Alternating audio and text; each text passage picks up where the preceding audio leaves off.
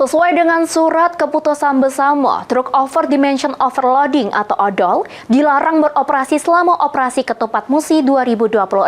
Bagi sopir truk yang masih bandel, siap-siap bakal ditilang oleh polisi.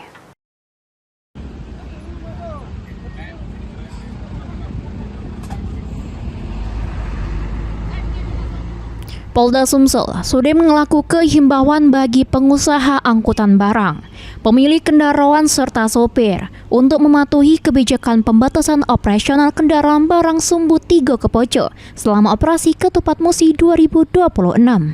Truk over dimension overloading tersebut dilarang melintas Jalintim mulai dari Banyuasin sampai Mubah karena dinilai bisa mengakibat kemacetan jalur lalu lintas yang dilewati pemudik.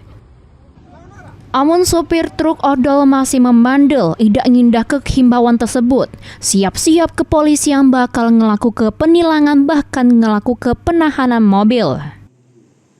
Dan kami juga menginformasikan apabila masih ada yang tetap beroperasi, ya khususnya yang sudah dihimbau tadi, dari Polres Sumatera Selatan akan melakukan tindakan tegas, yaitu berupa penilangan, juga berupa mengamankan kendaraan tersebut di lokasi yang sudah ditentukan. Pertanggal 17 Maret 2026, polisi sudah mengandang ke 143 kendaraan truk odol di beberapa tempat yang sudah disiapkan untuk ngaman ke mobil tersebut. Mulyadi, PAL TV.